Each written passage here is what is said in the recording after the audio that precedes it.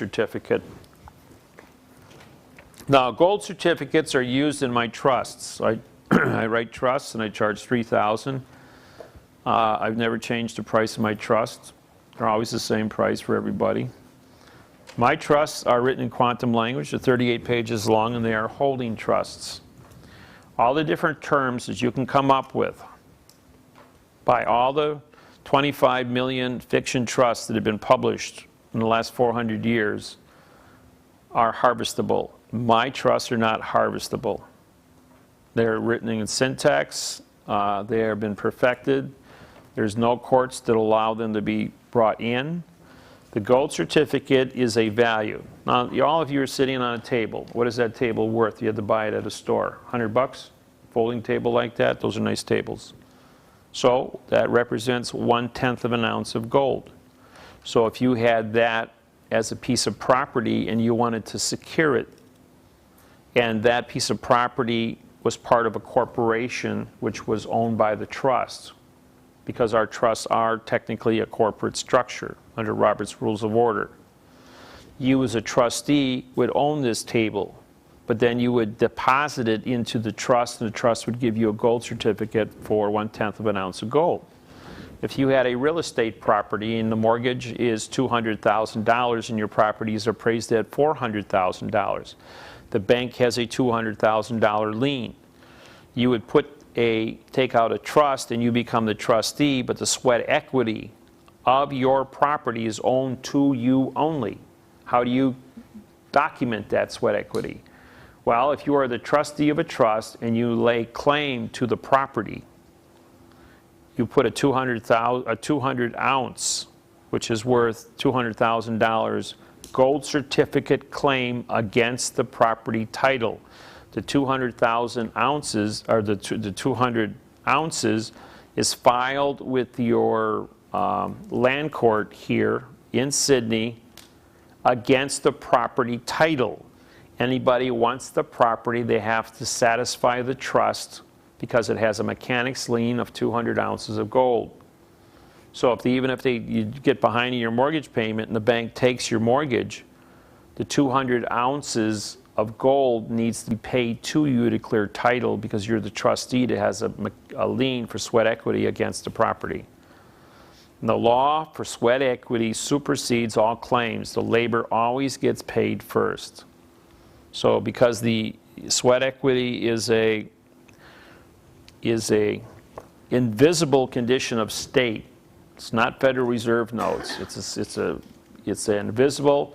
The bank doesn't have a claim against sweat equity. The land doesn't have a claim against sweat equity. The government doesn't. So this is a part of value of your life that you accumulate through living and working that now exists out there as a real, genuine asset. Because if you sold your property outright, paid off the $200,000 to the bank, and put $200,000 cash in your pocket, you could walk down to the coin dealer and buy 200 ounces of gold kiwis at the coin dealer.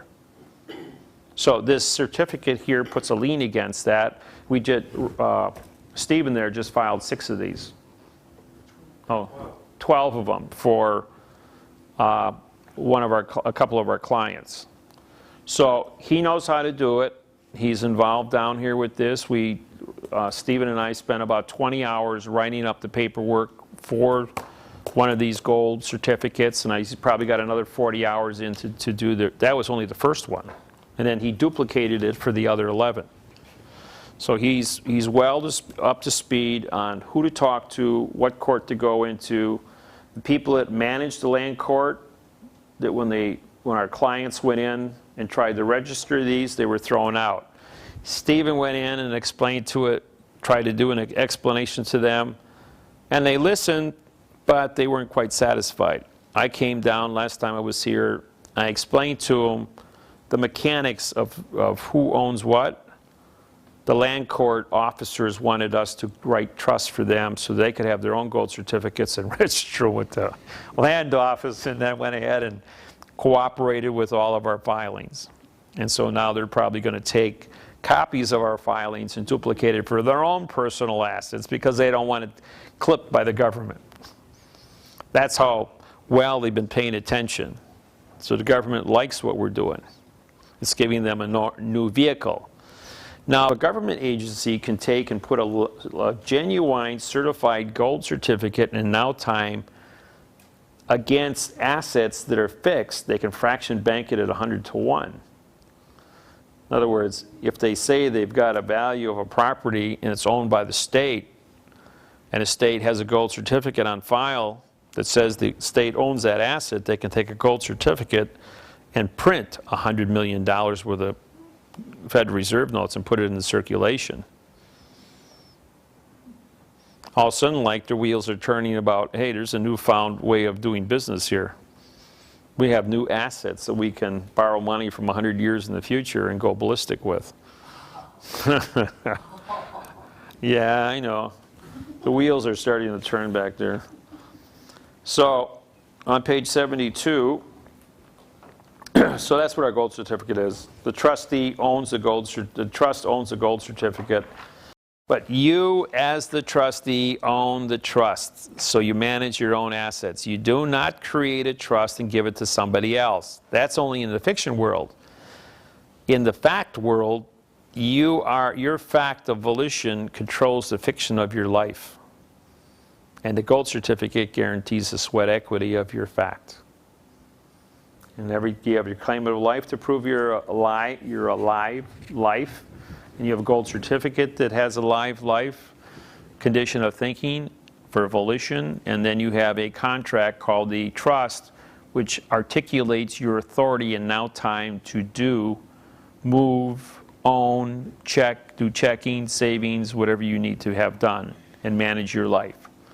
You cannot run the trust into the ground if it owes taxes as a result of you using Federal Reserve notes to function. Then you have to abide by the rules and regulations under. If you're going to use fiction money, then you have to listen to the fiction laws. That's a separate entity that's attached to the trust through what we call bailment.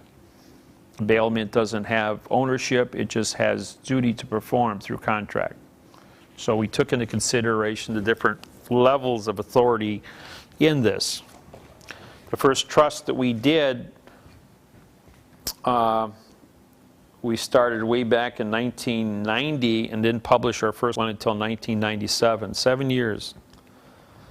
And this was part-time research and along the road of studying trusts and learning and putting together these syntax packages and building our dictionaries and building all the different parts of this program in 75,000 hours. We probably put 10,000 hours just into the trust industry, writing alone before we published our first one. And they've never been defeated by any government agency anywhere in the world.